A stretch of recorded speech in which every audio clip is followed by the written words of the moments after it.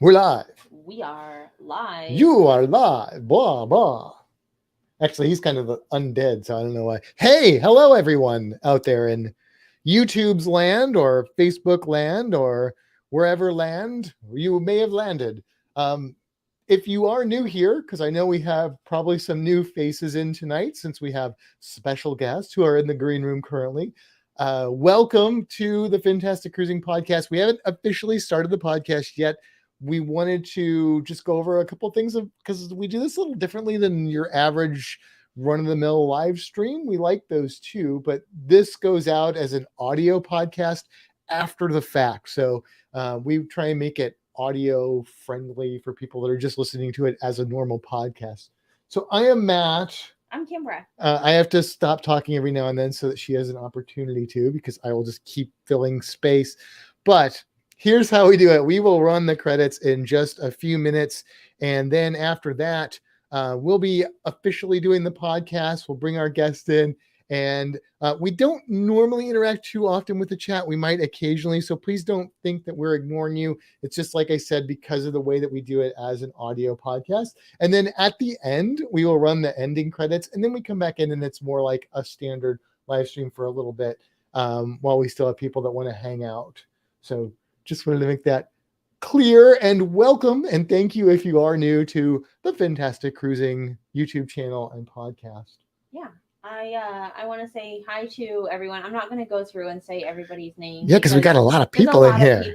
And we're going to start this so in just a exciting. couple minutes. And it's very I don't exciting. think that I can say hi to that many people in that little amount of time. But I want to say hello to all of our regulars, and hello and welcome to all of the new people. Also, the killer said, Kimber, what happened to your hair? It's still purple. The lighting it's like up and it's growing out, so she got to get those roots bleached. Yeah, so she can bring back the vibrance. I gotta make it. Maybe it's the lighting. I don't know. Maybe it does look darker tonight, though. Looks real dark. I think it's because you've got it pulled back and your roots are up front and center. Because if I do, it's definitely still purple.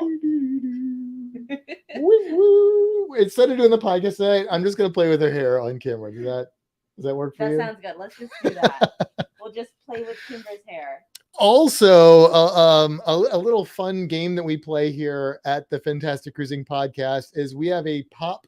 If you're familiar with the little pop figurines of the crocodile hunter, Steve Irwin, and he is hidden somewhere in this background back here. And so if you happen to spot Steve during the podcast, you can point that out and we will reveal his location if he hasn't been spotted after those ending credits, as long as we don't forget to do that. So remind us if we do. So based on what I'm seeing, he might be very hard to find tonight. We made him a little more difficult tonight. I wanted to up the challenge because we've only done this a few times and he's been pretty easy to spot.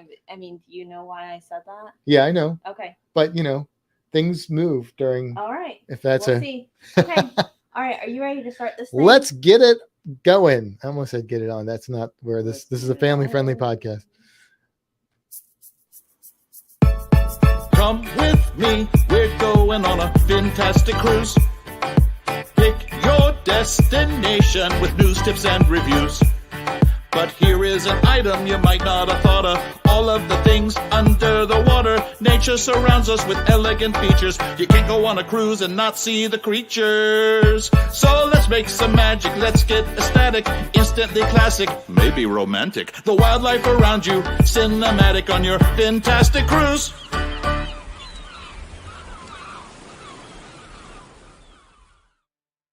Technically, Bon Beanie, everybody. Welcome to another episode of Fintastic Cruising. I am Matt.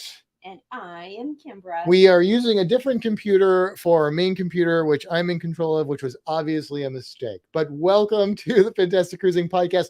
We have some exciting stuff going on tonight because we have the one, the only, well, actually, there are two.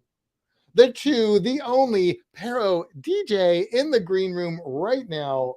I'm just excited. Spoiler alert. I mean, it was on the thumbnail. If they didn't know and they were just happening to listen, then I spoiled it. I apologize. Jeez. I mean, we also may have said it last week. Also, Darth Vader is Luke's father. Oh, I hope everybody's. No. No, but seriously, we do have an exciting show. We are going on the MSC Seashore in less than a month now. I think it's less than a month. We're at 29 days. That's less than a month, except for those weird months that are 28 days. 28 days later, like the zombie. We're at 28 days. 28 days later, so we are basically we're a February away. So we have lots of questions because we have not sailed MSC. And so we have been doing a little bit of research and stuff, but there's some confusion on our end. And we wanted to bring somebody on that's been on MSC. And not only has Parodeejay been on MSC, they've been on the seashore, selling seashells. No, I think doing the same itinerary that we're doing. I think so. So that's exciting. So we were able to get them to come on tonight, which we super appreciate. And yeah, we're going to get to that real quick. But before we do, you want to talk about the things? Well, let's talk. Let's do the commercial, as they say. The commercial. I don't know who they are, but that's what they say. Let me find it. There it is. So what is this, Kimbra? Well, we have a group cruise coming up. A group cruise. Yeah, it is the first official Fintastic group cruise. It will be March of 2023. Yes. Leaving out of Tampa, Florida. Yes. On the Carnival Pride. Yes. Going to Grand Cayman. Yes. Wait. Hold on. Did you let them out? Just wait a minute. Wait, did you say Carnival Pride? That's our favorite ship. We've been on it 8 times, I think. We should go on the Pride again. I don't think we're going to be able to let you guys go on the Pride without us, because it is our favorite ship after all. Yeah. So... And we love the ports. That sounds really intriguing. Yeah. March is a good month, right? Why don't we go? Yeah, we should totally go on that cruise. Guys, you're going to go on our group cruise? We might. We just decided it right now. What the crap? That is super fantastic. Parodeejay on the Yay! Guys, welcome. Exciting. Bon Beanie, as they say in the ABC Islands. You know, we chose the Pride for a few reasons. One of them is that it's your favorite ship. It is Dave and Brandy's favorite ship. And we trust your opinions. We've seen your vlogs. And also we've been on other Spirit class ships and loved those. So we thought... I need to interrupt you real quick. I want to say thank you to Tony G, 1975. Oh, wow. Thank you, Tony. Chat. Yeah, we don't normally get those. We don't. He said, thank you for bringing on my favorite YouTube. Oh, you're welcome. Parodeejay are the reason we're getting super chats. No, Matt and Kimbra are awesome. You guys should check it out more often. You know, I actually met you guys. You were coming off the Pride because the Pride happened to be in Tampa. And I was watching your YouTube channels. This was back in the day. And I think I reached out to you and I was like, hey, you guys want to go to the Florida Aquarium? I'm some strange guy named Matt. And you were like, okay, creeper, we'll take you up on that. It's a public space. And that's how it all began. January awesome. 2017. Yeah. It was really good. We got backstage access. It was awesome. Yeah. Very cool. So that's exciting. We are totally excited. And I know we've got a lot of people in the chat that are going on that group cruise, and there's still room. If you are interested in booking, you can contact us at... I'm gonna finish that commercial real quick. Yeah. We didn't mean to interrupt the commercial. Grand Cayman, Mahogany Bay, Belize, and Cozumel. And if you're interested in joining this group cruise with the Fintastic family and now Parodeejay, you can send me an email at fintastictravel@gmail.com. There is lots of space available, and we would love to have more people join us. Absolutely. It's a great itinerary too, Western Caribbean. I mean, we picked this cruise for a reason, and it leaves out of our hometown of Tampa. And so if you get here a little bit early or stay a little bit late, we may try and get some Tampa activities going on. We will see what people are up for and stuff like that. We work at the Florida Aquarium, which is literally at the port. We park at work to go on cruises out of Tampa, and it's closer than the cruise parking. We can't get you parking there, unfortunately, but we can. But we do. But I'm just kidding. Wow.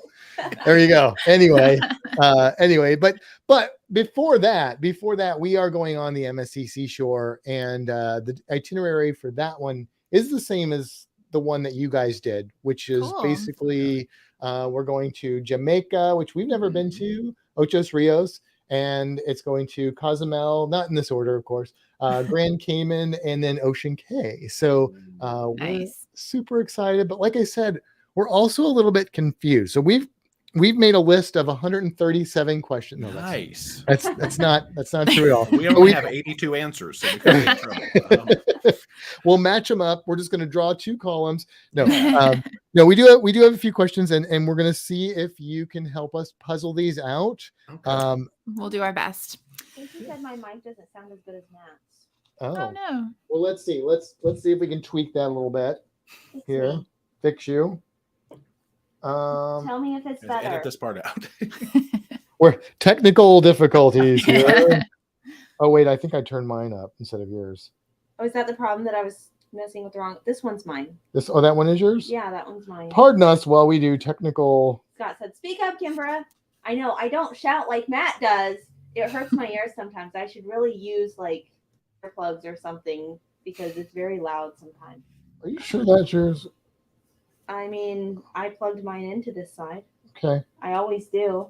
Okay. Let me know if I sound better. Yeah, if you can hear it, because this is mine. Toot, toot, toot. And then that one's loud. That's loud. Yeah, we're not getting anything out of that one. Maybe it's. Am I not? Sorry about this. Let me just unplug and plug it in. Do you have the right mic set? Did you reset and make sure that you have this instead of your computer? By the way, this is great. Audio. This is great audio podcast right here. No, it's using. No, you're right. No. It's like one of our live streams. Yeah. No, it's right. I know you. That's right. You messed with the wrong thing. Yeah, I did. Okay. Well. Here's what we're gonna do. As we get real professional. Look at that. Clever. You get the Actually, we were watching your podcast, your live stream. Yeah. You guys were having microphone troubles too, so we did. That was my cell phone. Cell phone interference. Yeah. That was Sunday 4G. night. All right, I think this should help. Is this better? See, look, now I've got like double mics here, so if you can't hear me, something's wrong. That's something really in error.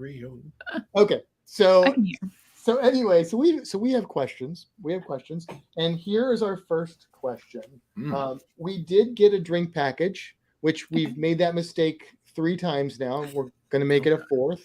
And we got the same drink package that you guys got. And there was a little bit of confusion. We think we figured this one out, but like on most drink packages, the taxes and gratuities are already figured into the cost of the drink package. Is that the same on MSC?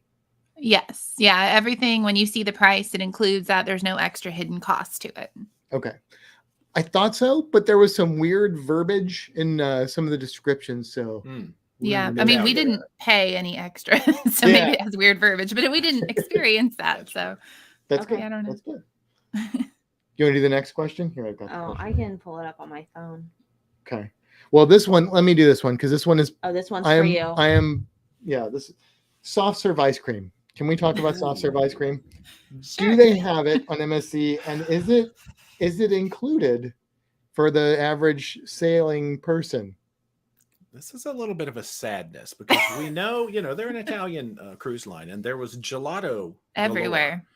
The gelato is an upcharge, obviously. Now, when we sailed Armenia, free gelato all day long. Yeah. Loved it. Went on Seashore, gelato you got to pay for. I do not remember seeing soft serve ice cream, but they have 2 gelato counters, and one looked like it might have been free or included, but then we went there and they said no, but they had no prices, so there was no way to tell. Yeah, I do not recall seeing soft serve. We didn't eat any. Soft serve. I looked longingly at the gelato, but it didn't do me any good. I really don't know. I'm sorry. No, that's okay.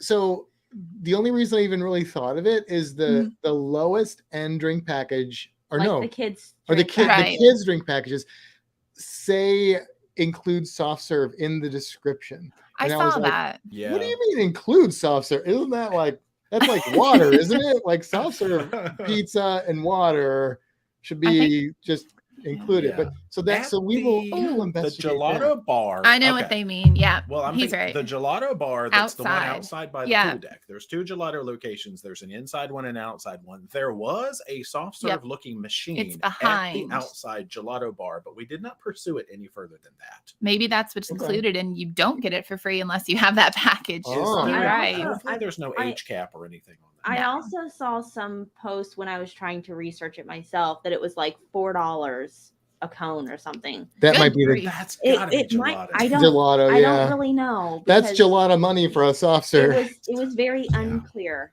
So we've got a couple here. Gelato is included if you're yacht club, $3 otherwise. Okay. But that's gelato. I mean, we'll have to figure that out. I don't expect free gelato. No. So but I might buy some. I might buy some. Yeah. Especially if it's an Italian cruise line. Like, aren't they like, isn't gelato like an Italian thing? Mm-hmm. Yeah. Like, yeah. Okay. So so it should be really good. Okay. All right. Next question. How is the internet? How does it work? Well, good, issues. The quality of the internet, I was okay with. Now, the internet on MSC is a little bit of a weird, tricky. I don't mean to steal this question, but I no, you know about the tech it. dork. The internet quality was pretty good. Like I went through a phase where I was speed testing. I would get on the ships and I would speed test that bad boy a couple of times a day. I don't know if I did that for Seashore. But the tricky thing with internet on MSC is you can't bounce it from device to device. Once you put it on a device, it is stuck. So we had to get 4 packages for our 2 phones and our 2 computers. Well, and 2 were included. We wept a little bit. Yeah. I'm so used to being able to bounce that sucker around. But the quality on once Seashore, we got it, it was it was great internet. Yeah. No issues. So I couldn't complain. My tears dried up after I saw the speeds and everything seemed pretty good. So good news and bad news. We've heard about the way that they do the internet, which is weird. It is bizarre because that's what we usually just share one internet package and then we bounce it from iPad to phone to laptop to whatever we need at the time. But we can get by.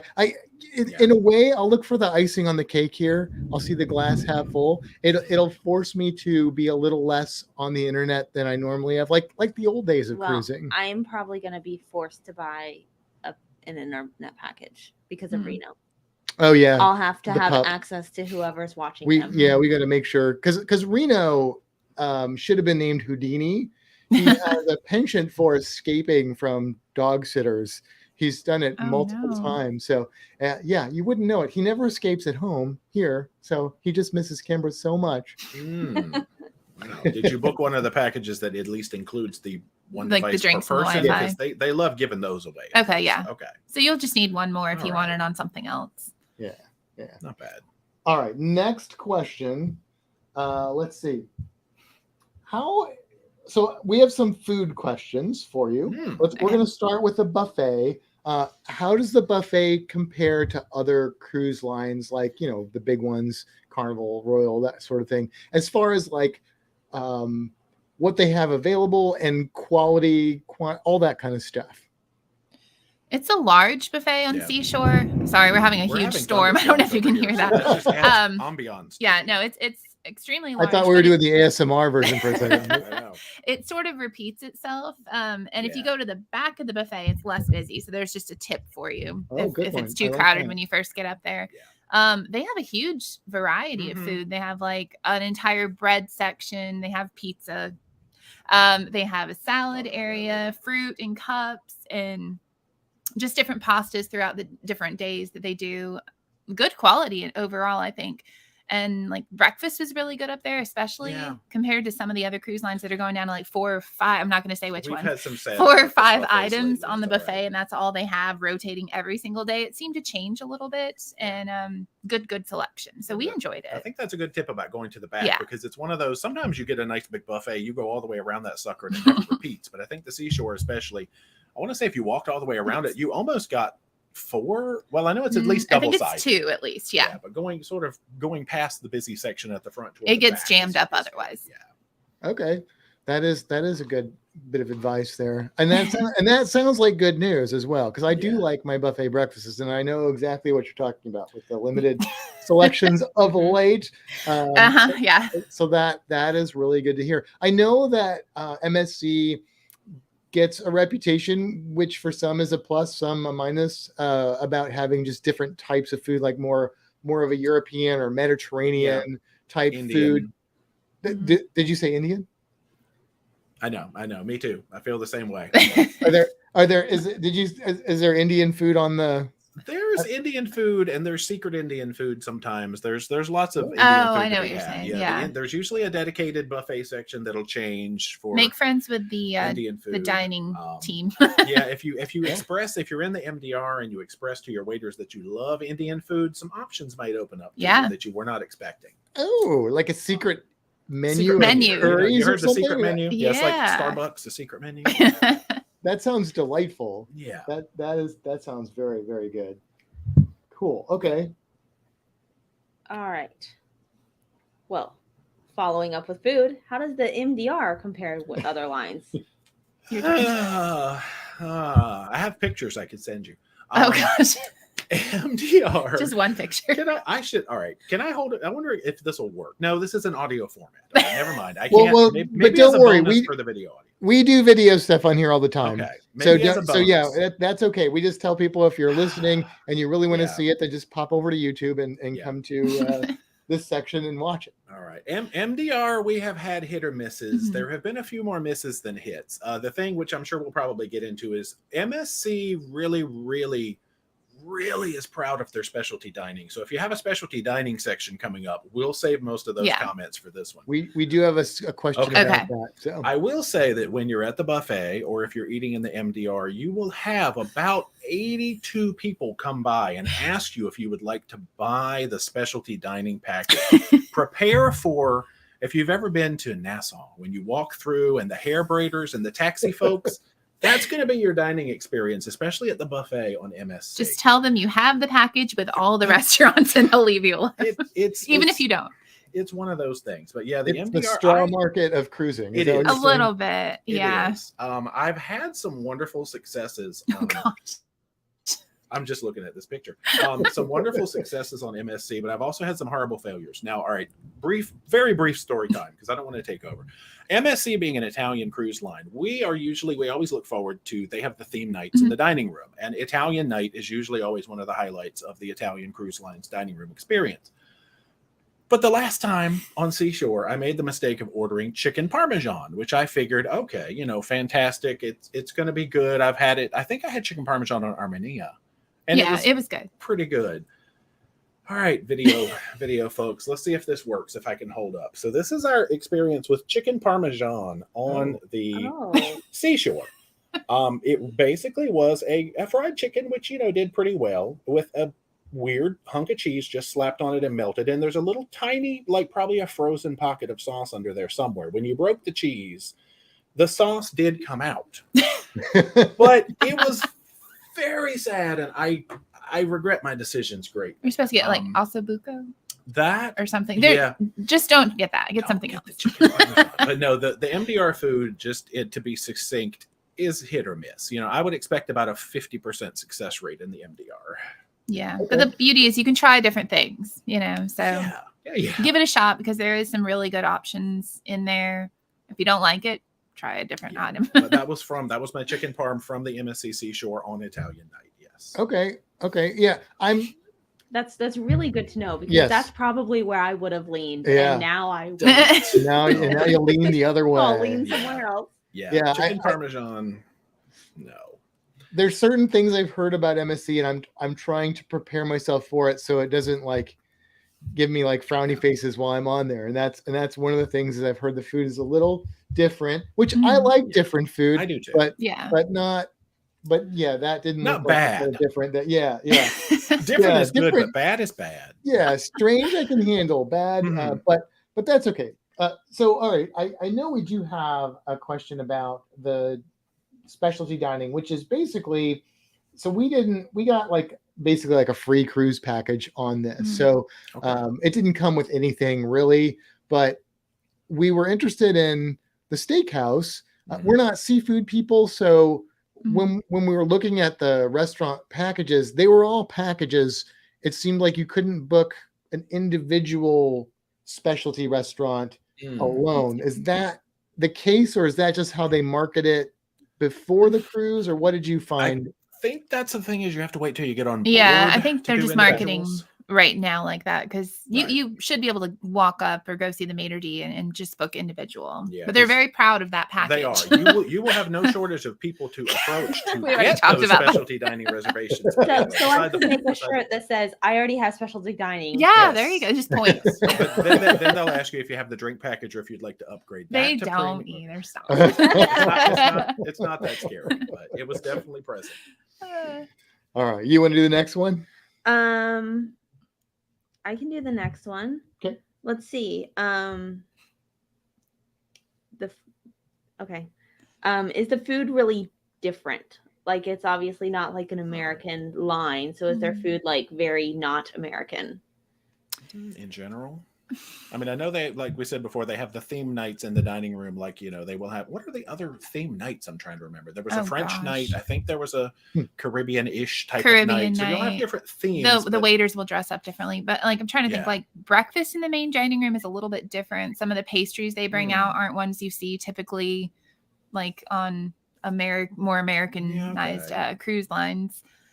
I mean, they have like your standard fare, but they do lean a little more to the European taste, I would say, just in offerings, like more meats and cheeses and charcuterie type things that you don't see all the time on the other cruise lines. Lots of olives and Mediterranean kind of flavors, which we love. So that was great for us. Yeah. Not everybody's thing. That sounds good to me too. And we were on our last cruise was a short one on the Paradise, and it was very lacking in the charcuterie department. Which I don't remember if that's just, it's been so long since I've been on a fantasy class ship, or if that's something that has changed with the times. But I will be enjoying that quite a bit, and I think you will too, right? So a lot of to try. Italian. I'm not very adventurous, so I'm excited to venture. Well, we'll get you all adventurous. You can find the comfort things in general, but it's just not probably quite as much, good old home cooking like you'd be thinking, unless it's maybe an Italian home or an Indian home or a Japanese home, those kinds of things. But cool. I enjoy it. It was good. As far as specialty restaurants go, besides the steakhouse, the other one that really kind of rings our bell is the Ola Cantina. We did that. Yeah, it was really good overall. It has a strange quirk about it, though. You get to talk about it. Does. Well, yeah, because we tried 3 of the, I don't know, what are there, 5? 5, yeah, I think there's 5. And I want to say Ola Tacos probably ended up being second favorite behind the steakhouse. The steakhouse is really good. Ola Tacos was great. It's like what the one cover charge. It's all you can eat, and they will keep bringing and bringing. They have a good variety of items too. They really do. Oh, what was this? The tamales. Oh, that was a sleeper right there. They were good. And the one quirk, just as a side note, is that your drink package will not work at Ola Tacos. It will work at the other specialties, I believe, but it will not work at Ola Tacos. I think it's because it's like a la carte pricing, but if you get it as the menu, it's all you can eat, so it's not included. Even a soda, because that's what we ordered, thinking it would be all right, and we got charged for it. So just decide. Can I bring a drink in with me? That I think would be. I don't see why they would have a problem with that. Maybe double fisting with one in the elbow crack. Exactly, like come prepared. With a wine glass in the elbow crack, Right. Yeah. They'll give you water, Yeah, but the food there was good, especially tamales. I think it was a pork tamale or a chicken tamale. They were all good. Nachos. Yeah, everything was really tasty. But I like the tamales better than the tacos. I might be blasphemous. So Ola Cantina or Blue Iguana? Oh, they're so different. Ola has a lot more options. Yeah, I mean, Blue Iguana is burrito or taco. Right. And they don't even have the bowls anymore at Blue Iguana. I know. Did you see that? Anyway, I'd say for variety, I'd go Ola Tacos. But you know what? Blue Iguana is included. So, yeah, well, that's true. I could stand there. That's always true. It's technically all you can eat if you go through the line enough times. Man, that's tough. With this next one we kind of talked about a little bit, but you want to? Yeah. So the question is there a lot of pesky upselling during the cruise? Now we know you mentioned the specialty dining, but is there more than just that? The dining is what struck my memory the most because it was fairly constant. And I think if you walk by the spa, you might get like bombarded, but we didn't do that. Yeah, I'm trying to remember was anybody else really walking around selling things other than specialty. And even when we told him, oh no, we have the trilogy. Oh, you should try this fourth restaurant, this fifth. It was always. I was like, no, I'm allergic to seafood. I lied. We had Butcher's Cut, Ocean Key, and Ola Tacos, and he's like, we have a sushi bar. Anyway. I can't think of any others because you can purchase shore excursions in advance, so they're not like trying to hawk that or anything. It's just at the buffet, especially at the buffet. Just be ready for it, unless it's make that shirt, Kimbra. You'll be all right. This was this was 7 months ago that we did Seashore. So maybe they got feedback. I mean, that is something from watching vlogs and stuff about it. That is something very consistent that we have seen people complain about. Yeah. So that's why we wanted to ask about it. Then the next question kind of goes along with that too. And that is, we've heard people say that feel like they get nickeled and dimed on MSC, and that was a concern when I started cruising that turned out to be a non-issue for me completely. Is MSC, do you feel a nickel and diming kind of situation, or is that not really the case? I don't know that we did. I know, I'm trying to think compared to other lines, because obviously we started cruising a while ago, and it was always more of a once you get on the ship, you're pretty much done paying for stuff. Well, unless you bought a drink or something like that. And to an extent, a lot of the lines have introduced some nickeling and diming along the way. I know one weird thing, like Ocean Key Marine Reserve, you have to rent an umbrella. Like they're not readily available, which is a lot of private islands, though, honestly. Yeah. And, like carry it and put it up yourself. Right. Unless you're at a lighthouse beach, right? So those aren't going to be there. But I can't really think of any other than the dining thing, just constant asking about it. Things, nothing out of the ordinary, because I mean obviously you pay for gelato, right? You pay for those are all optional upcharges like that, but other than that, okay. I feel like MSC offers some pretty good rates for cruises. So they're kind of making up for it maybe a little bit, but that's not a bad thing, because like we don't do all those upcharge things, not because we don't want to spend the money, we just aren't interested in all of those. So it's kind of a better deal for us maybe in that way anyway. Yeah. Okay. All right. You want to do the next one there? I can. Somebody made a comment on Facebook and it says Facebook user. So I was just trying to figure out who it is. Yep, but that's fine. The next question is, how is the entertainment, and is it different from other lines? Very. Seashore specifically. Yeah, extremely different. So they're more geared towards an international audience. So they're not going to have traditional like comedians, because that wouldn't translate well for audiences of different languages. So it's more strength acts and singing and dancing and very different variety of what they do, but what they excel in is the strength acts and the aerialists and things like that. The silks, the hoops, the lifting people. If you see the show, I don't even know which one it was, with the 4 guys and the ladder. Oh my gosh, that was cool. And all of that they I think it's the first show they do. Yeah, because I think they have 6 different production shows on a 7-day cruise that you're likely to see. And we could let you know which ones we like and which ones you might want to skip. But you know what? Go see them all. Give them all a chance. But you've got if you're more in a mindset of like a moderate budget Cirque du Soleil kind of that's thing. A good way to put it.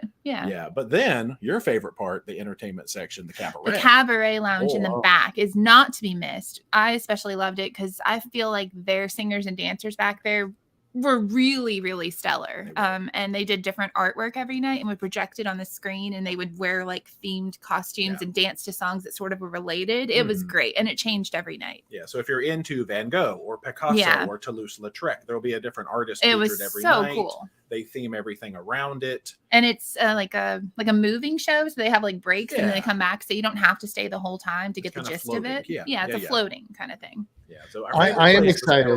Yeah, I am excited for that. Just seeing some of that in your vlog, the Van Gogh.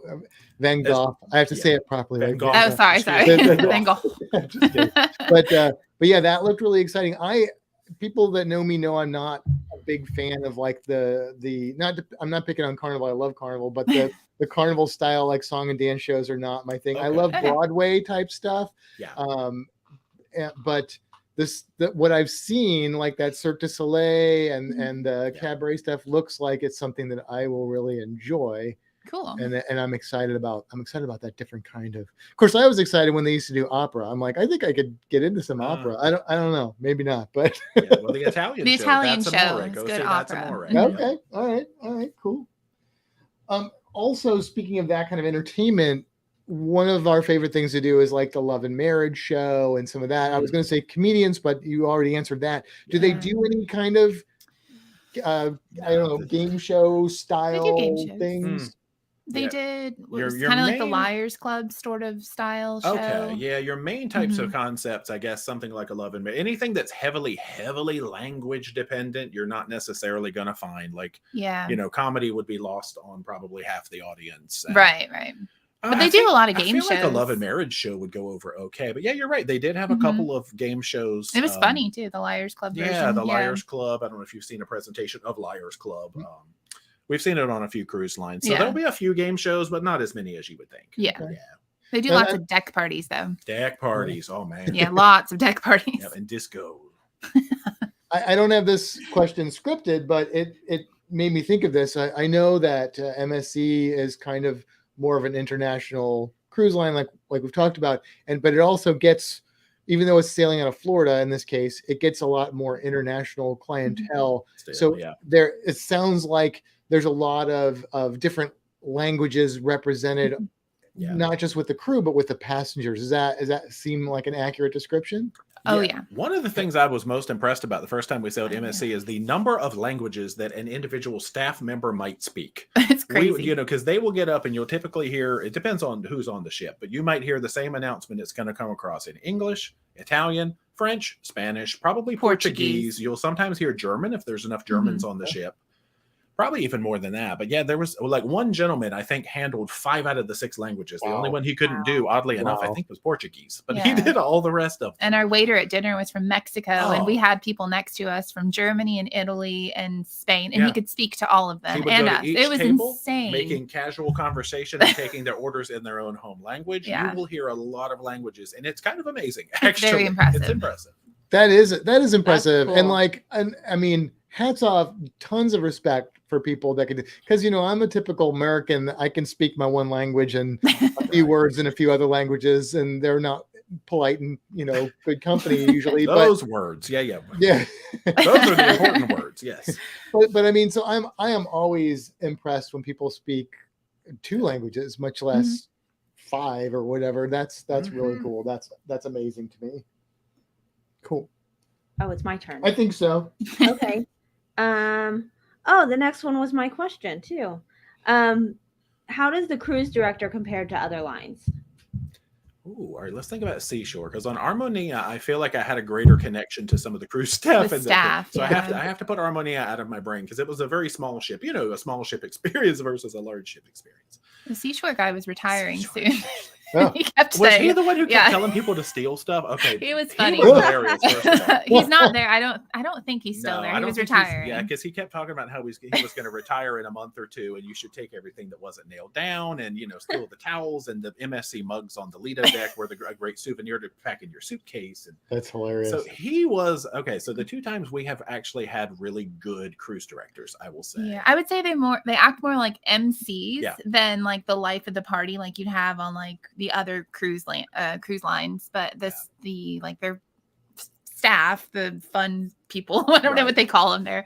They're very involved and get people involved, and that's who you'll interact with more than like the cruise director. Like when you go to a deck party or something on one cruise line, it's usually the cruise director's up there leading the party and doing the dances. Right, the cruise director, you'll see him at the show. He'll introduce the shows. You'll see him at some of the formal Captain's gatherings. Toast, and then you might not see him other than that. He's You'll sleeping. Hear him in the ceiling. Yeah, he's asleep. But you get the fun squad. I don't know. The cruise staff. How about that? The cruise staff. Yeah, I didn't want to call them that. They're not fun squad. Whatever fun squad is in Italian. Yeah. Which I can't speak because I can only speak one language. No.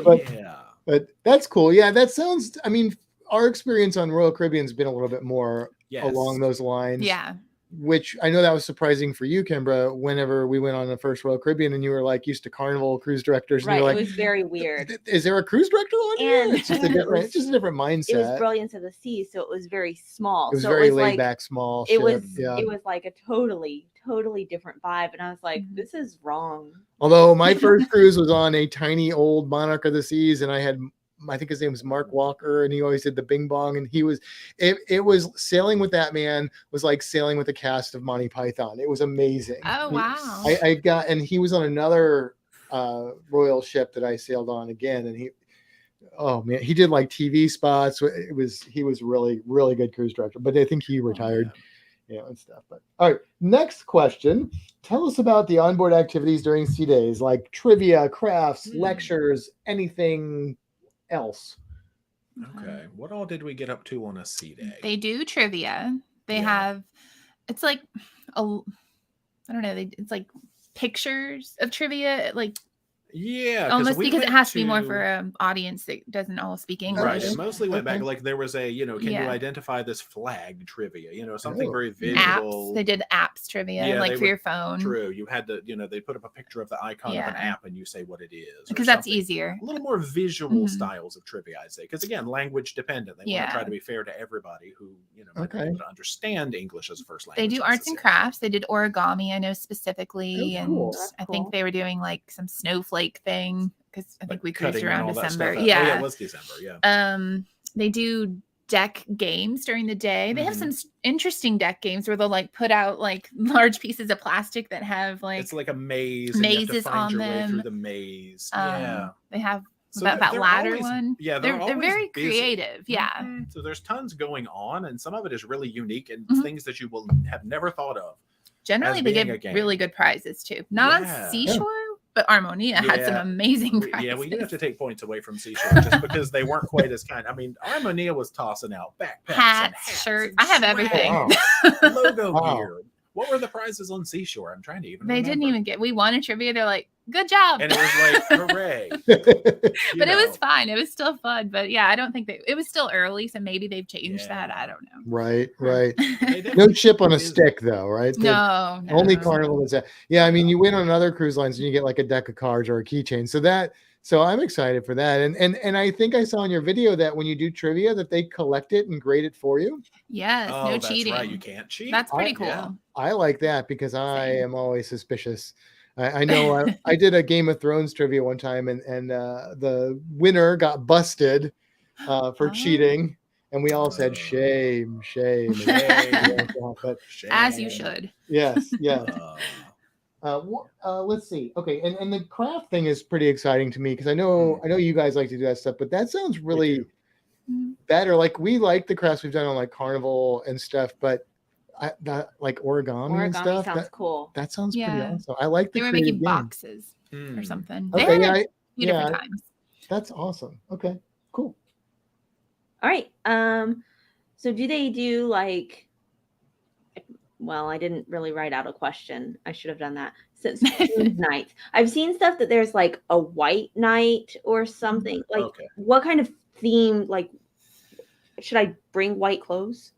The theme parties. We had a white night for sure. It was up on the pool deck. Trying to think of any other themes. I know specific theme. The cabaret every night after the cabaret ends has like a party and they have themes like Gatsby and there was this they called it the space silent night, but you don't have to dress up for that. Outer space. You're not expected to dress up for stuff like that. I think white night was really the only like theme type of party. So if you have white clothes, bring them, but there was definitely people just wearing whatever. So I didn't participate. No, we didn't.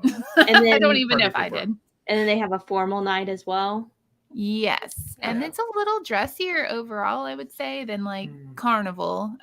People go all out, but you don't have to. Right. I don't think I took a jacket. I know on Armonia, I think I did actually take a jacket and a tie and all that stuff.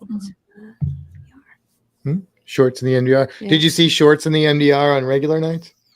That I don't really remember seeing any shorts.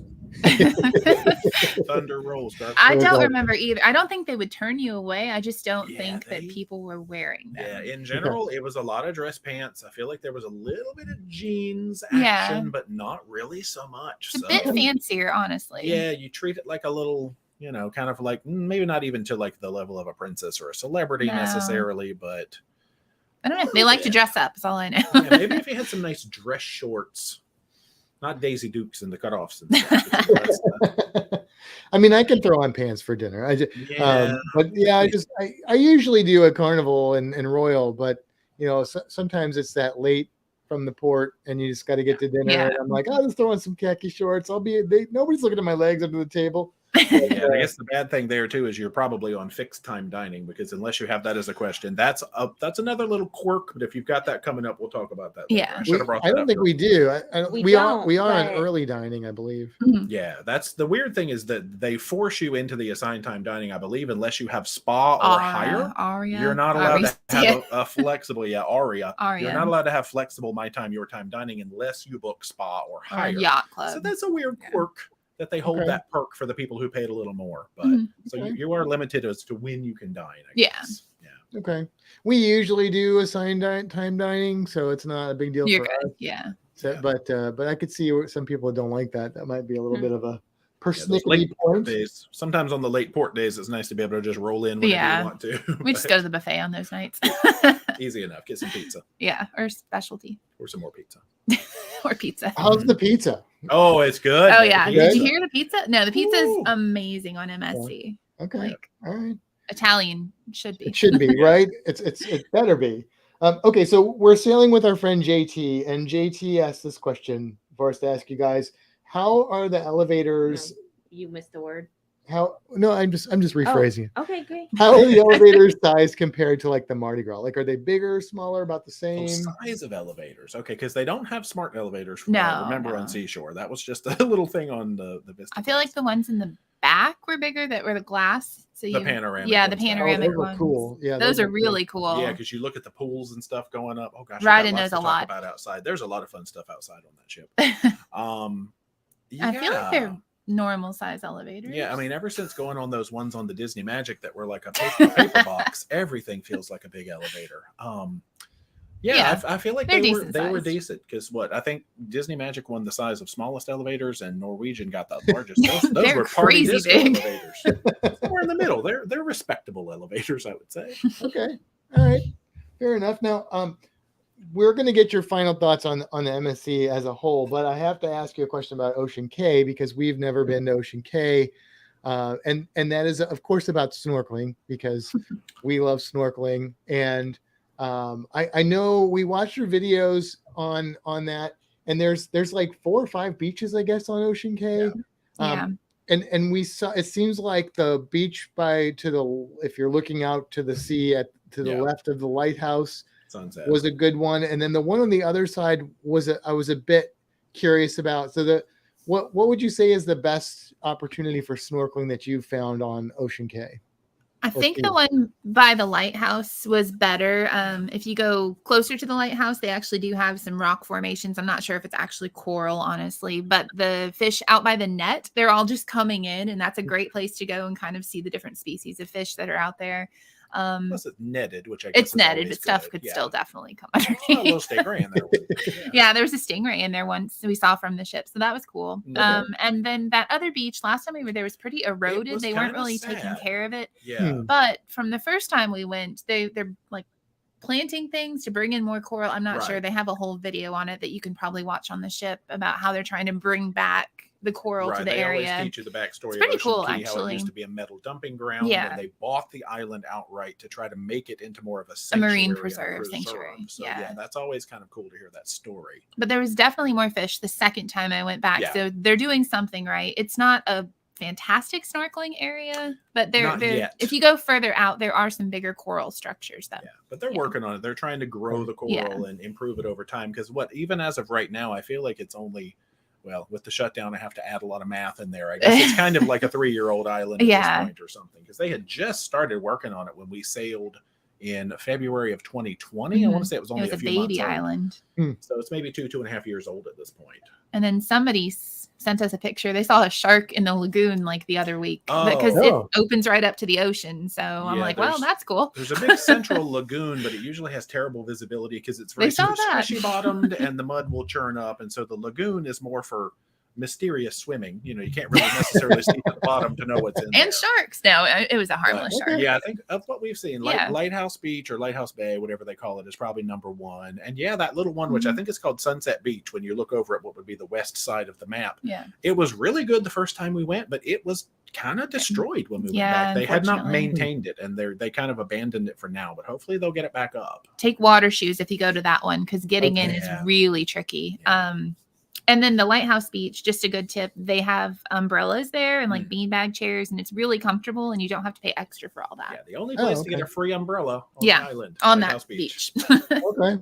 Get off early. The coral structures, you saw some of those? Like, were they like the coral trees or the coral, like? I saw a few, but the video kind of shows, I think they're further out. So they're trying to draw the fish in, and they're planting them as closer and closer as they're bringing them in. Okay. If you hit that one beach, which is Sunset or whatever, and you go out and you tend toward the left, I think that's the zone you'll be in. So it's almost like, because the two beaches, the lighthouse is here and you've got the two sides. So if you hit that beach, but tend more toward the lighthouse area of out, that's where the stuff is kind of going best. Okay. It looked like the visibility wasn't as good on the one side. As on the other. But okay, cool. Yeah, I'm looking forward to that. I know they do offer a snorkeling excursion onto a wreck, which is cool. It looks really neat. It's a little overpriced, I think, for a single spot snorkel excursion. I think it was like $70. $70. For one site snorkel, like that's like a dive excursion price. But so I think we're just gonna hang and see what we can find, because drink and drink. And the videos that we saw of the snorkeling on that lighthouse side looked, I mean, for us, we can get excited over a very mundane snorkeling situation. Sergeant Major. Same. Yeah. Sergeant Major. Yes. Abidephthus saxatilis. Yeah. That's the best scientific name ever. But that's cool. Okay. And then, all right. So then, having said that, just give us your final thoughts. What were your favorite things? What's your elevator speech? Is there anything you hated, loved? Things that we aren't knowing to ask questions about MSC, or specifically about the Seashore? It's MSC Seashore in general. I would say some of the feedback that we got when we put the videos out was very helpful too. It is a very shiny ship. Expect to see chrome, Swarovski crystals in the staircases. It is very bright, very shiny, and New York themed. I don't know if they tried to put all that together, but all the venues are named after New York locations, and it just feels very glitzy. But we always went into the MSC experience just knowing it was going to be different. We go in open-minded.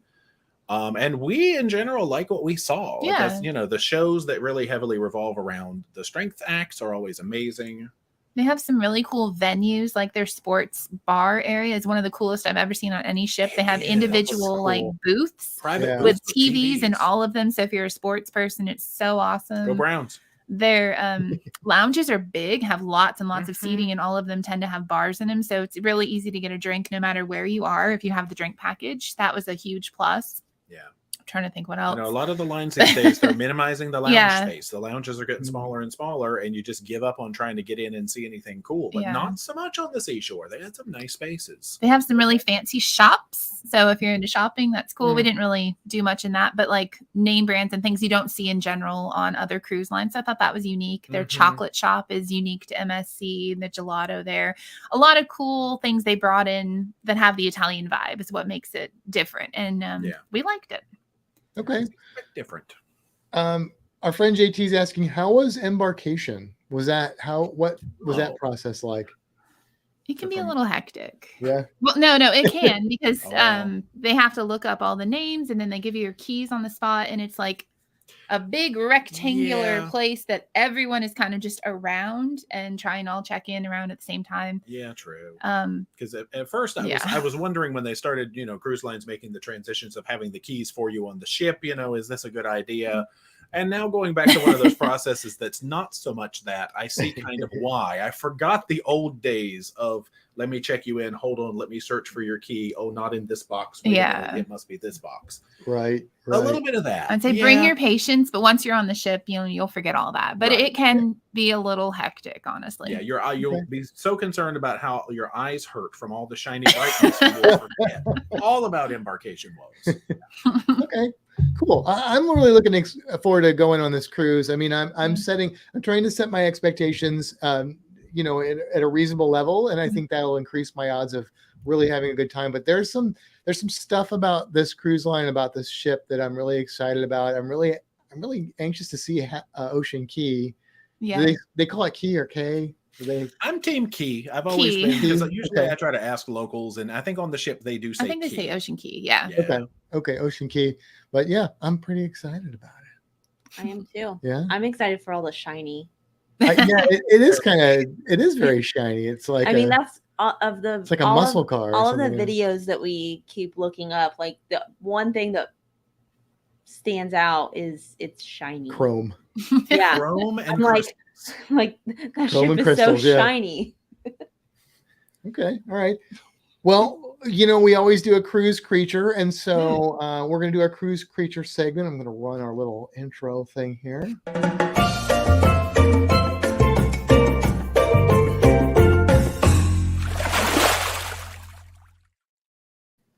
All right, so we asked you guys to give us a suggestion for a cruise creature.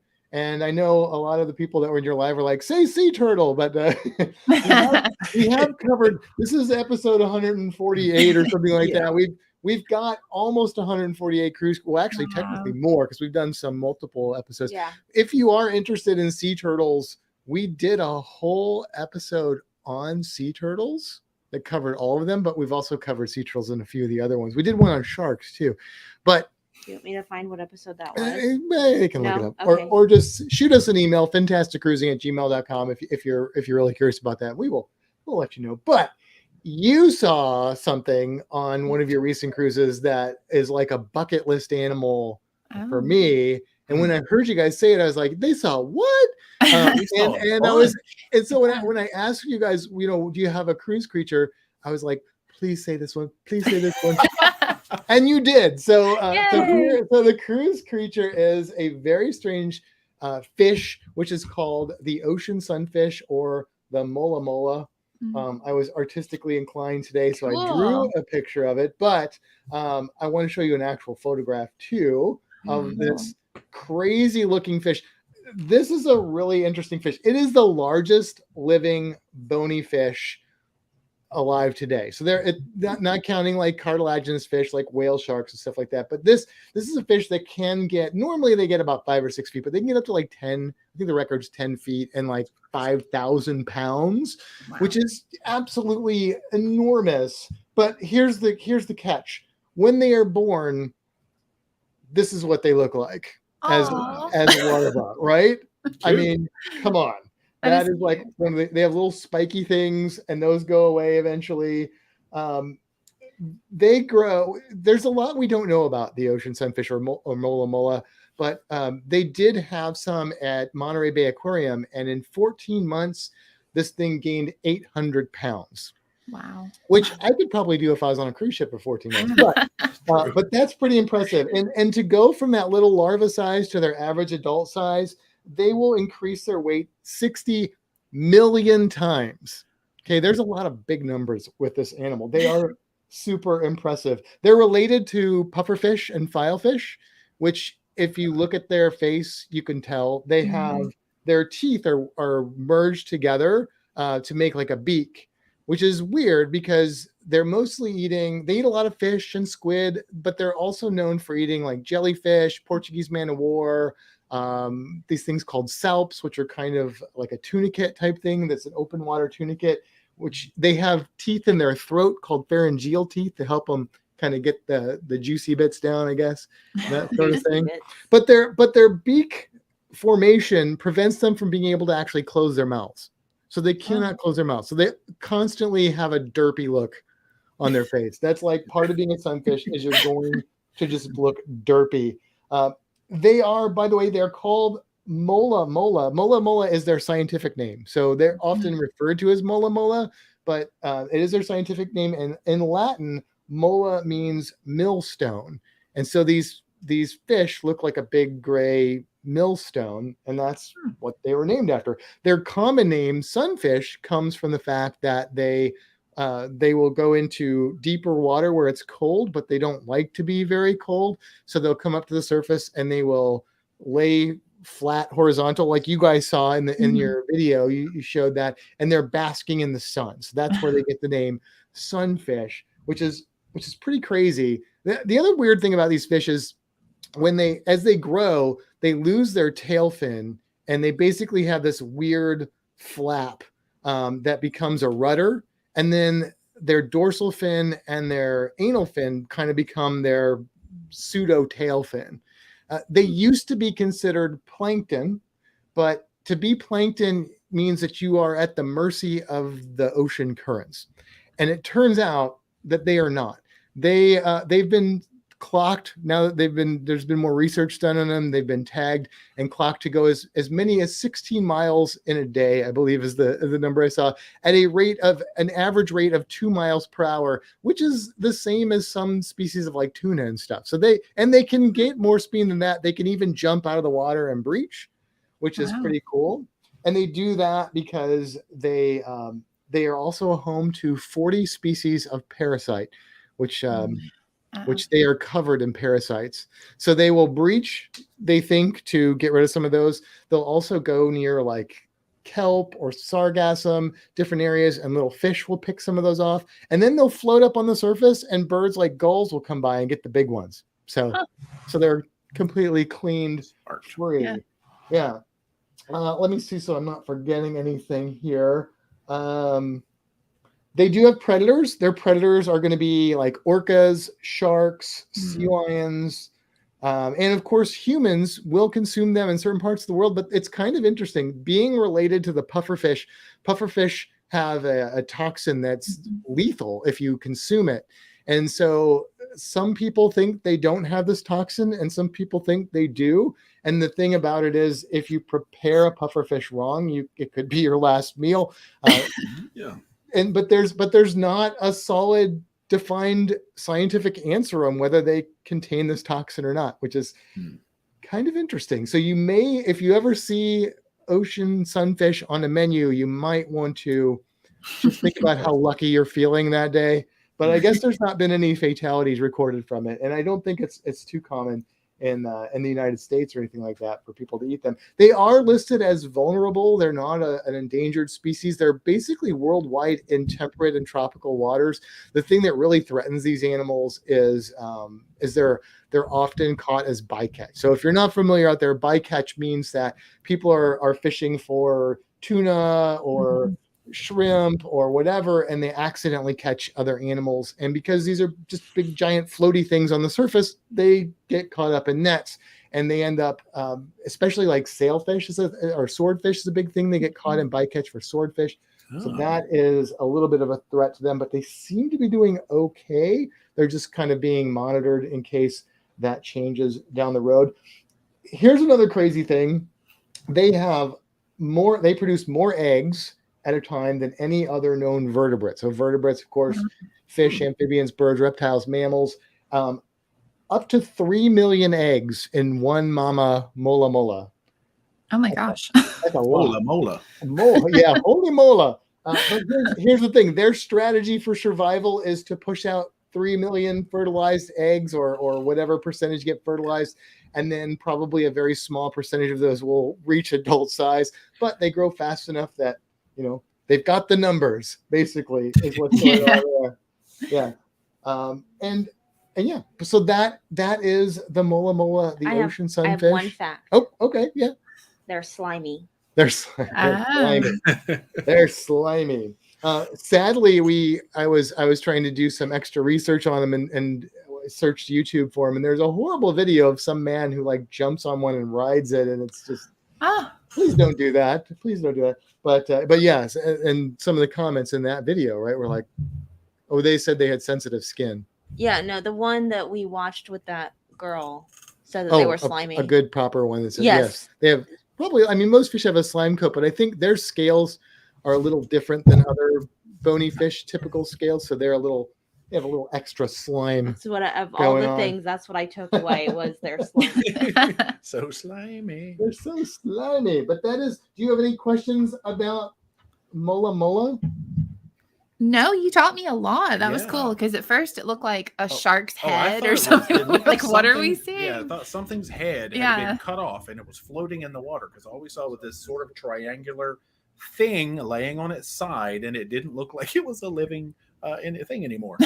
But then we figured it out. They look like half a fish. I love that you figured out what it was from your experience with Animal Crossing. Animal Crossing New Horizons. Yeah. I mean, I just remembered. I was like, oh yeah, I think I know. but I think that's such a good thing because I'm a marine science educator, and so I like to incorporate games into a lot of my lesson plans, and I really feel strongly that having fun and entertainment is a great way for people to learn, and obviously there's a testament to that. So I get excited when people learn stuff from things like that. I think that's really cool. So cool. All right. Well, I've got one more thing. Just because I know we talked about this at the beginning, but I want to throw it out again just because there's a lot of people in here that don't usually join us and may have missed the very beginning. But we do have the Fintastic Cruising Group Cruise coming up in March of 2023. If you're interested in joining us, you can send me an email at fintastictravel@gmail.com. It's going on the Carnival Pride out of Tampa to Grand Cayman, Mojave Bay, Belize, and Cozumel. It's a 7-night cruise. And we found out tonight that Parodeejay will be joining us on that cruise. Awesome. So if you want to come on that cruise and you want to cruise with Parodeejay and hopefully us, please let me know. I'd love to have you join us on that cruise. Absolutely. It's going to be a blast. It's going to be fantastic. It's going to be fantastic. That is correct. Yes. So with that said, do we have anything else? Well, I want to say thank you to D and J for coming on and answering all of our questions because this is definitely a different line and I'm curious. Yeah. Yeah, thanks for having us. Thanks for having us. We hope you have a great time and just keep an open mind. It's really fun, but we want to hear what you think, afterwards, honestly.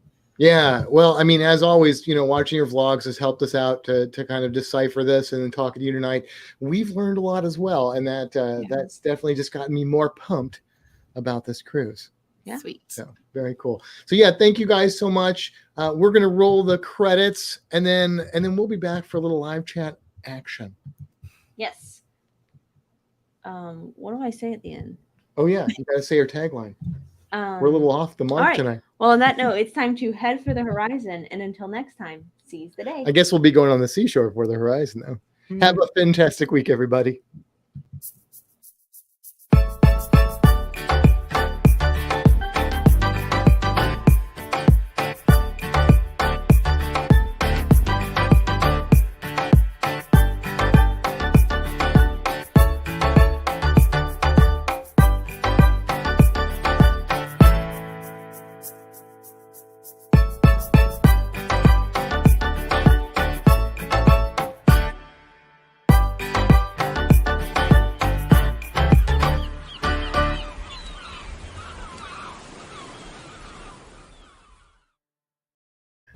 We got to change that. It says Fintastic Studios still. Oh, does it really? I mean, it says it on our background here too. It does.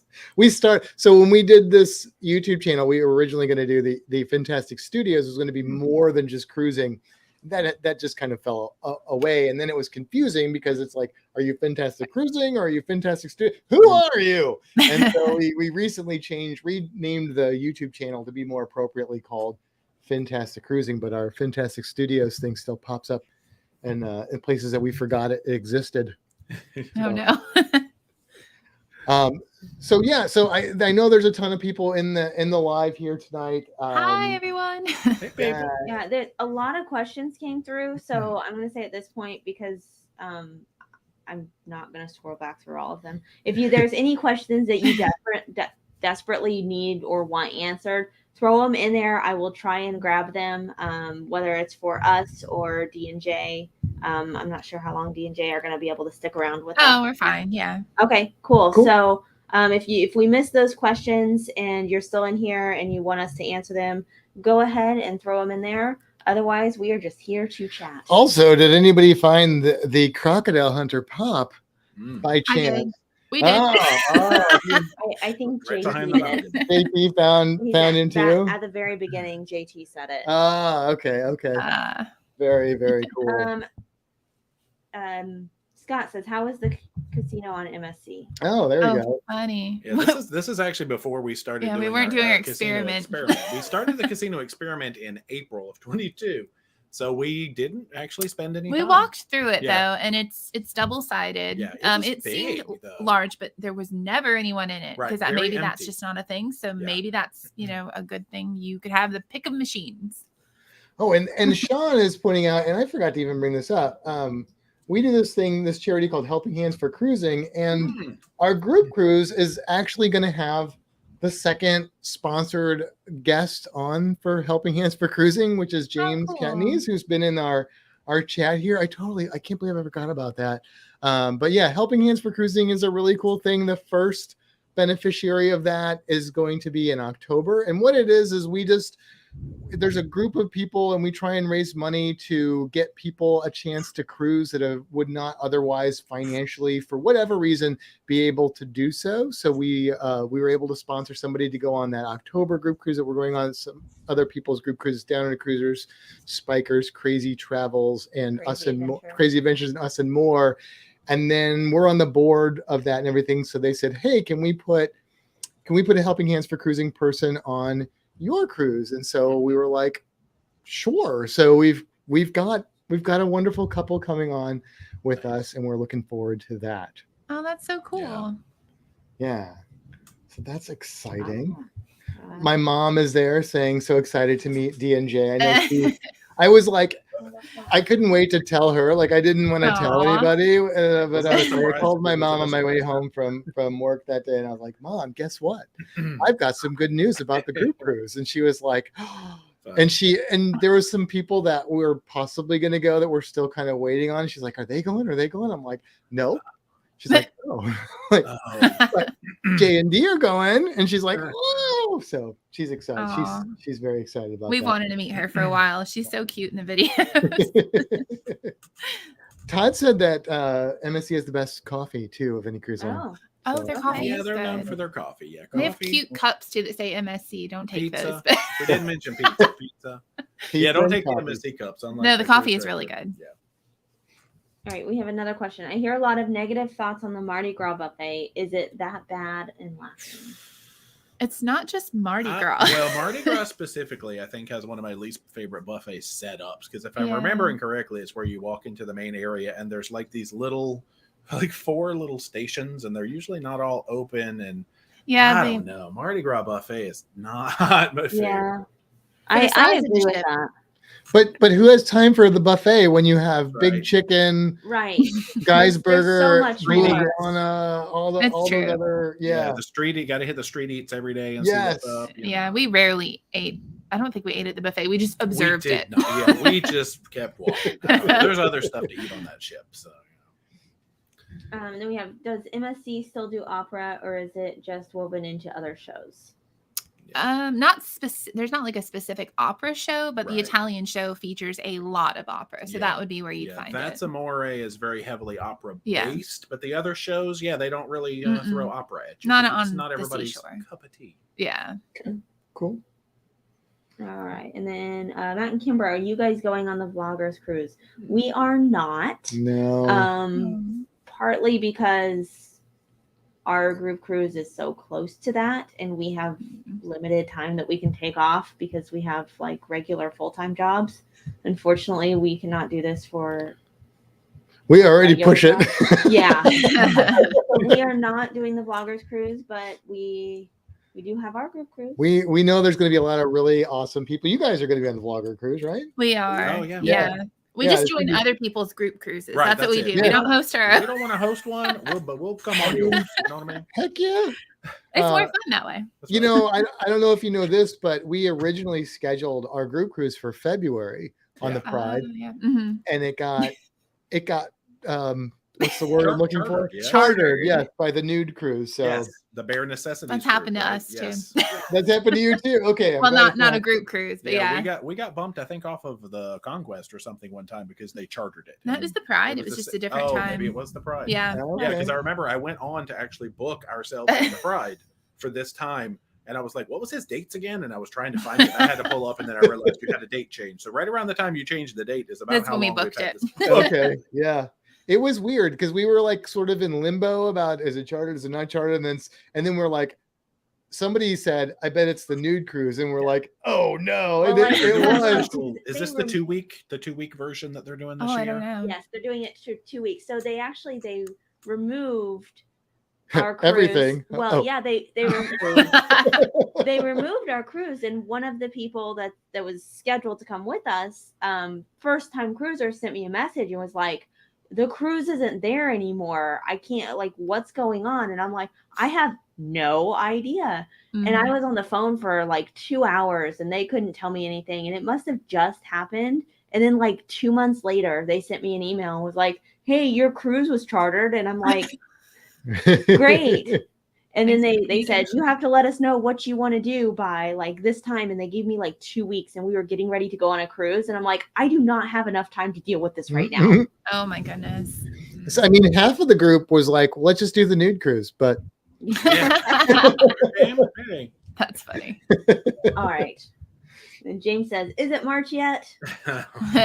I wish. James. Gotta come All see right. Pride again. James is our helping hand for cruising, James. Yes. Yeah. Yeah. Let's see. Would either of you do side-by-side transatlantic cruises? One would be on the MSC Magnifica. Magnifica. I think that is, yeah. Oh, It would be a same-day turnaround. So you go across and then you literally come right back. There's no across? port. oh. Wow. Oh no, I don't know. I mean, about they that. usually throw Maybe. a couple of ports in there, but not many. That'd be I like a think- tease. Like if I'm going across the Atlantic, I'm not just going to turn around and come back. I mean, I would enjoy if somebody was like, "You have to do this. We're paying for it." I wouldn't like say, "Oh no, please," but I wouldn't sign up for that one and pay for it because I would want to spend time Yeah. across Right, the pond. I would do the one way and then do something else. Because what's the cool point over of them there. doing Yeah, why that? are they doing back to back? That doesn't like, make sense. But Yeah. I mean, That maybe. doesn't seem logistically smart. Unless it's just but- transportation, like the Queen Mary or something like yeah. that. Yeah. Yeah. All right. Wow. We've got some people that like your shirt, D. Oh, Yeah, thanks. I've had it JP, I think, forever. was saying for Thank sure. you. Dave and Brandy are on here. Hey, Dave and Brandy. Who Dave said earlier that he really wishes he could come on. The other people that love the Yes. Pride. Yes.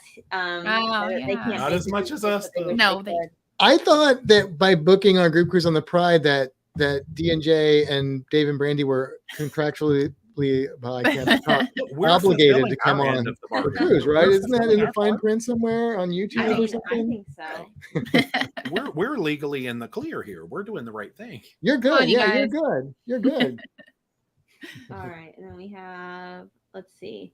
On NCL, are you able to book shows before sailing? If so, can you remember how far out it became available? Yeah, we have not done any like big NCL. We've done We did escape. escape. Yeah. And they weren't doing it at the time. I And know if then- you book into like Haven, it's 120 days Oh, out. That's right. You don't have to book into Haven. I think otherwise it's like 30 to 60, but I don't know for sure. Oh, storm. I don't even know if they're doing where you have to book them. Right. And Still. then we did Pride of America, which That requires doesn't count. No pre-booking. There's no booking. Yeah, we're Right, not right. big NCLs. Yeah. yet. We've got some coming, so we may have to let you know. Yep. Yeah, I've only been on, I think it was the Star, which was a very small, Oh, yeah, older yeah, NCL ship. It's a good experience, but Yeah. not the same type of No. venues. Yeah, we have Encore coming up in December, Mhm. so we'll see how that goes. Yeah. You know, our mates from down under Mm. are asking if there's any chance we can get you on their group cruise in October. That's Oh. if it's October of this year, we are pretty slammed up. Yeah, we really don't have much gap in the schedule, sad to say, until about 23. July. I mean, it is going to Bonaire. I'm just saying. I know. Oh, I funny. saw. Funny. I think we have some Bonaire. We would if we could fit it, but we had some casino offers that we had to put in for 2022, so we've kind of maxed out our schedule. We have 3 pretty decently sized cruises in October already. We'll just clone ourselves. First world spread problems. it around. First world problems. Woo! Hey, Big storm. Good problems to have, though. You know? Yeah. It's good news. If the power goes out, I'm running this off of the cell phone. So at least we won't drop internet. We'll just be here in the dark. That'd be interesting. Yeah. Because normally the internet would cut out. Nah. All right. And then what are both of your thoughts on Carnival dropping testing on 5 days and less cruises? Oh, yeah. That just happened today. Yeah. Carnival's dropped it. Royals dropped it. Yeah. There's like 5 cruise lines. That I feel like they're kind of opening the gate for what's to come with everything. And they saw that Royal did it and they had to do something because otherwise they'd be like, people might be jumping ship to go on other ones. Yeah. Literally. Yeah. So here's my fear is that, we have our friends, and there's the ominous sound of it. We have our friends Sean and Alana from Down Under Cruises who are coming all the way over from Melbourne, Australia. To go on this group cruise, and I have this, and I hope I'm not putting paranoia in their minds right now, but I'm sure they've thought of this. Like, I have this fear that they're going to come over here and then they would like test positive, asymptomatic test positive or something, and not be able to go on this cruise, and it's costing them a lot of money to come over here. So of course that cruise is more than 5 days, but I'm kind of hoping that by the October cruise they won't have the testing, and then when they get over here they'll just have to be really careful and make sure they don't get around anybody that's sick, that sort of thing. But yeah. Speaking of Down Under, Sean is saying, what are the chances that you'll go down under for a cruise January 2025? Do you guys have any plans to go to Australia? Not yet. We want to, but nothing nailed down yet. Yeah. 2005, 25. Nothing. I mean, 2025, 35. We don't have any of that. No. Sooner rather than later, of course. Yeah. When's the best month to like come out and have the best time in the calmest seas and the goodest. We need advice. Yeah. I don't know what month is the best to travel there. Yeah, well, and I know that like in Australia, the options usually have, there is one, they're longer cruises, because there's one that goes around the island of Australia, and then there's one that goes around New Zealand, and then there's the ones that go into like Fiji and that area. Bora Bora. That's like on our bucket list, not necessarily to cruise, because I want, there's so much I want to do on Australia itself, but I think we're going to try real hard to get to Australia in the next 2-3 years and spend at least 2 weeks there, as long of a time as we can convince work to let us off for. We're going to spend there. We should get D&J to go with us. We can just spend like 3 weeks in Australia. Well, yeah. Great Barrier Reef. They said March. I need you guys, because you could at least tell me when I'm looking at it if it's going to kill me or not. Actually, that's a great idea. We should plan. Matt and I would just be doing Australian accents the whole time, making everything. That's right. I know we were talking about like Galapagos at one time, so we'll just go to Australia. Galapagos is another. Yeah, that's. I know. It's my list. I think goes Australia, Galapagos, and then like probably like the UK or something. That's probably my list of priorities there for travel. What's this one? Question for both of you. What has been your favorite vlog you've created? That's a tricky one. I mean, that's almost a similar question to favorite experience, really. Yeah. I liked our Keys videos. I loved our Keys trip. Florida Keys. Yeah. So doing those were fun. The vlogs for that. That's when we were kind of like really into it. And now that we're like traveling again, we're getting back into it. Yeah, that was was when we first, because that was during the shutdown, but it was like our first trip. Yeah. Before together. Cruising really came back. Yeah. That was fun. Yeah. I'd say I liked our Keys series. Yeah. I liked our Cozumel, our Chankana video was a lot of fun. And the shark, the Bimini shark snorkel one was a lot of fun. But I just rewatched it on YouTube, and the quality is terrible for some reason, even though I don't understand. When we do underwater videos, if it's open water, YouTube plays it back and it looks horrible. If it's close up, it's usually okay, but I don't know. I watched the Bimini one. It didn't look bad. It didn't look bad? Okay, maybe it was something when I watched it TV. or something, because it said it was playing it at 1080, but it was like, I was watching it going, those sharks are so pixelated. What's happening? Buffering. What about you? Well, I mean, trying to think back and all that too. I mean, obviously the easiest answer for, the prettiest and most fun we've had recently is probably the whole Hawaii series. Yeah, I was going to say, just because we had so much time on the islands and just watching it back, like the way it came out, I think it was one of my favorites that we've done. It was a very colorful series and there was just a lot going on. We did so much. And we went sun up to sundown. We were gone. We were doing something. It was great. Yeah. That's awesome. Yeah, probably just Hawaii as a whole. Mm-hmm. So I have to ask you this. I'm going to interrupt real quick. Go ahead. 2 comments. Yeah, no, absolutely. Sean said March is usually the calmest time for Australia. And then Brad said September is the best month in Australia. Then why are they trying to get us down there in January? That sounds like a trap. I'm not sure. Because January's summer there. Summer, but January's winter. Don't they know January's the winter? Not in Australia. I know Down Under's planning a group cruise down there, and I know that they want people there because I guess the fireworks in Sydney Harbor are something to be seen. And so I know that's one of the big draws is to get people there to experience that. Christmas and New Year's. Oh, okay. And then go on a cruise. Yeah. That's cool. 25. Okay. So my question is, the Bimini thing made me think of this. The shark thing. Would you guys do shark swims like that? Yeah. We have Bimini coming up, and I definitely think I want to do that. We have a couple of Biminis coming up. I haven't. That seemed like a safe environment. Yeah, I mean, it really is. I mean, and it's hard for me to take myself out of my fins and see it from other people's eyes because I'm like, sharks, let's jump in. But I know from like watching other people that were on that excursion with us, when we got there, like the first thing you see, the boat stops and there's like reef sharks swimming around, at the surface. And I know there were some people who were like, nope, I'm not going to do this. I'm not going to do this. But I think everybody that was on our excursion ended up getting in the water. And everybody I heard after the experience, it totally changed their perspective about sharks. Because honestly, I don't think this is just Matt's shark loving bias.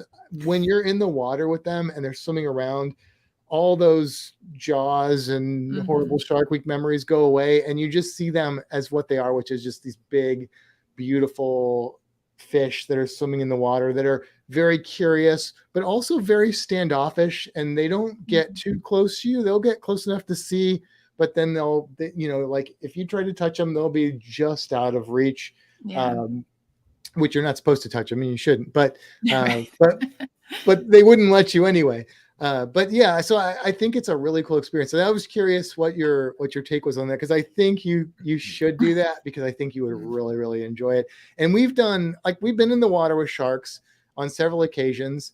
And even taking into account the whale shark swim that I did, I think that was my favorite shark experience I've had, and maybe my favorite excursion that I've done. Oh, that's cool. Yeah, it was really. I loved that excursion. It was just so. Yeah. It was just so relaxing and peaceful, and just really, really cool. So. Did they give you a decent amount of time there? Or? They did. Yeah. And the cool thing about the one we did is it went to a wreck called the Sapona, which is a concrete ship, which sounds counterintuitive, but during World War I, I believe it was built, and steel was at a premium, so they were building ships out of concrete. And then it sank. It's got a weird history. I think it was used for like storing booze and stuff during Prohibition and things like that. And there's a lot of stories about it. It was used as bombing practice in, I think, World War II then, but it sticks up out of the water. So it's a very easy wreck to snorkel on. We saw 2 sea turtles there, a ton of stingrays, and it was just a really beautiful wreck. So we did that. And then we went and did the shark. Okay. And I feel like we were in the water for a good 45 minutes with the sharks. Oh, wow. Okay. I couldn't tell in the video how long it was. So, yeah. We had a lot of footage. They did not make you wear a snorkel vest. Yes, which I was very appreciative of. I like that. You could. Yeah, they had them, but they didn't force you to wear one. Yeah. All right. Nice. We've got a couple more questions that have popped Sure. up. Question for you both. Do you find more success snorkeling on excursions or on your own improvising? I know she's got an answer for that. On my own, because I find on snorkel excursions, and no offense to anybody if you're new to snorkeling, a lot of people want to try it for the first time. I get kicked in the head so many times because people don't want to spread out. You know, they're a little bit nervous. So I definitely love snorkeling on my own way more. I would agree with that. Yeah. Not only because of that, and I always tell people if you can get away from the herd, which she did on the shark one, which was smart. And I'm like, where's Kimbra? I'm like, oh, she's over with the sharks. Why am I with these humans? But also the big advantage for me, if you have a decent snorkel spot, like I'm the kind of person that I will stay in the water for like 6 hours until I'm dragged out to eat lunch. I will be in the water the entire time. And most people don't, I know, want to be in the water that long. On a snorkel excursion, usually you're going to get 20 minutes to, if you're lucky, 45 minutes, maybe an hour. Maybe you get 2 sites and that's it. But when you're on your own, depending on where you're at, like Coco Cay, Chonkanab, Half Moon Cay, all these sort of places, you can just explore, take your time. You can go away from everybody else. It's just a different level of fun. Yeah. But you should scuba dive. I know. I want to do that for sure. I want a partner though. He's not going to do it. That partner don't seem like me. No, I should. We are planning to dive in Grand Cayman when we go. So yes, we have other divers in our group. Yeah.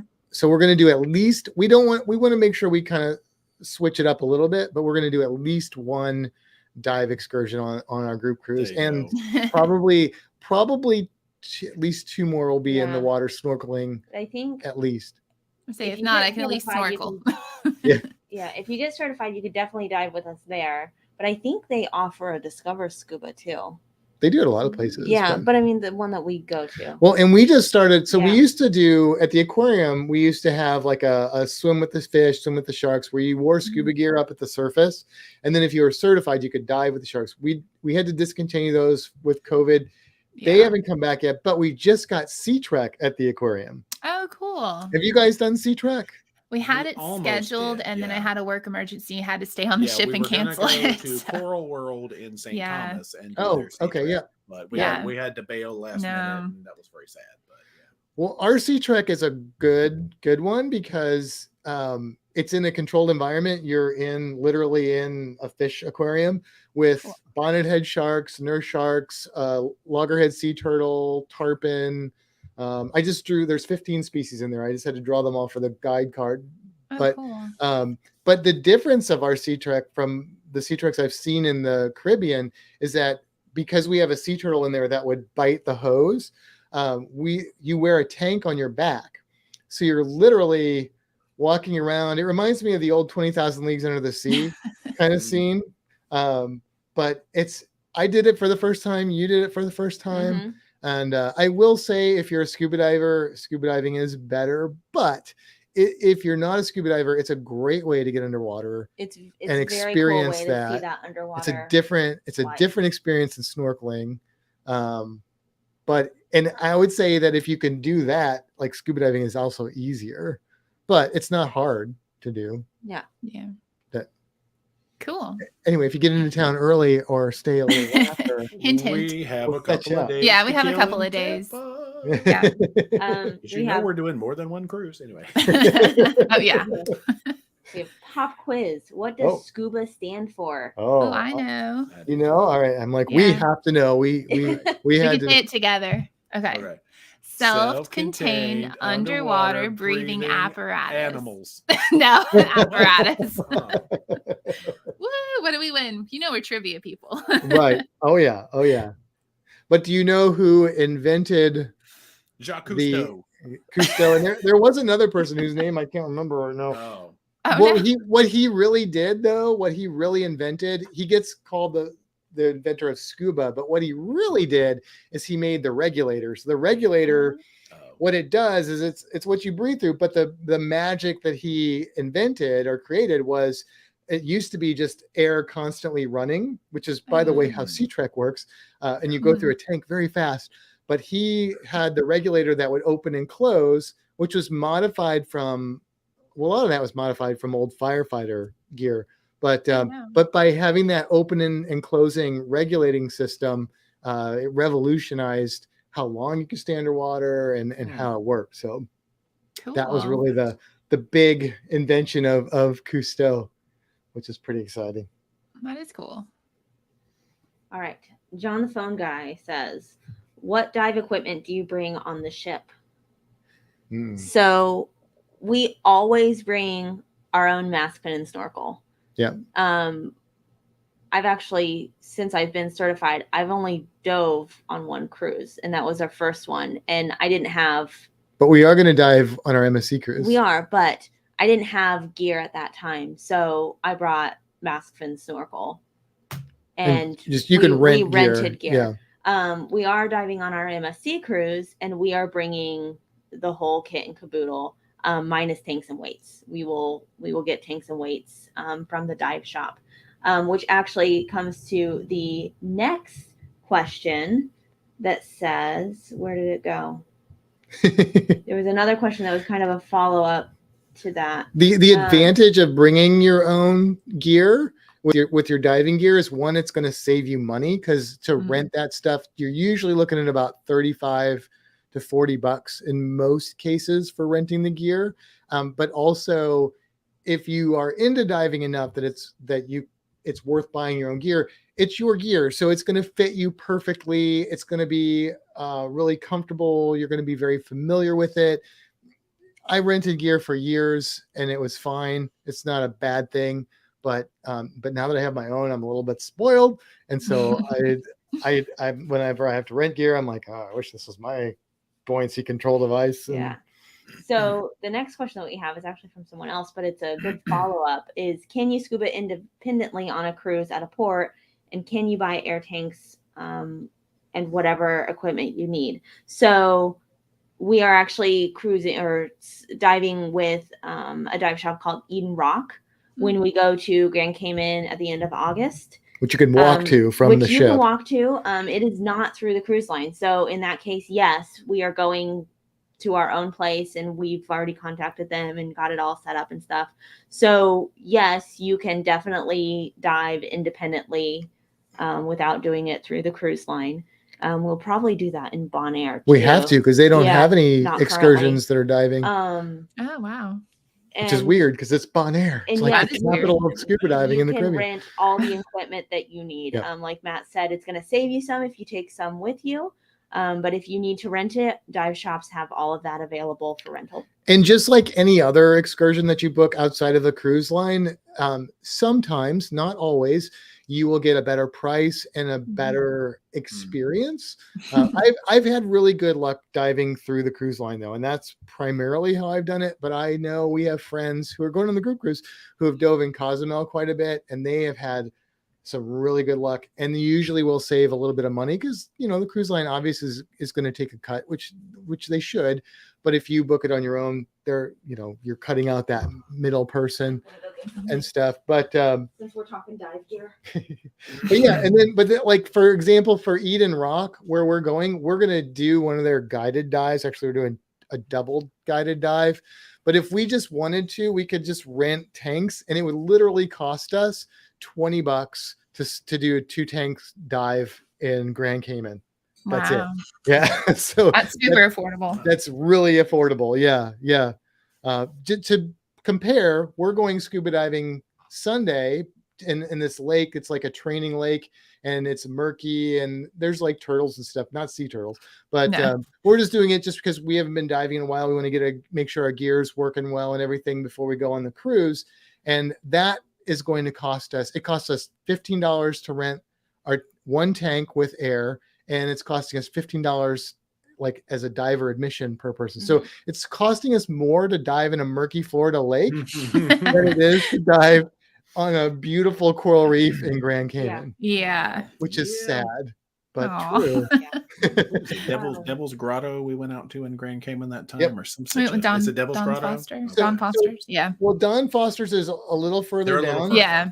But they will sometimes go to Devil's Grotto, but they also have shore dives and snorkels right off of there. So it depends on whether you took a boat. But Eden Rock is the dive shop, but it's also the dive site is Eden Rock and Devil's Grotto are right next to each other.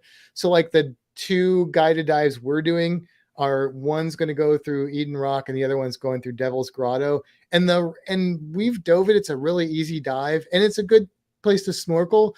The only reason we're even doing a guided dive there is because there's like caves and stuff you can go through, and we don't know where they all start and where they all come out.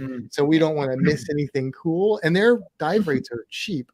Oh yeah, we're doing like the 2-tank guided dive with tanks and weights. We're bringing our own gear is $95. Yeah, which is is insane. In Florida.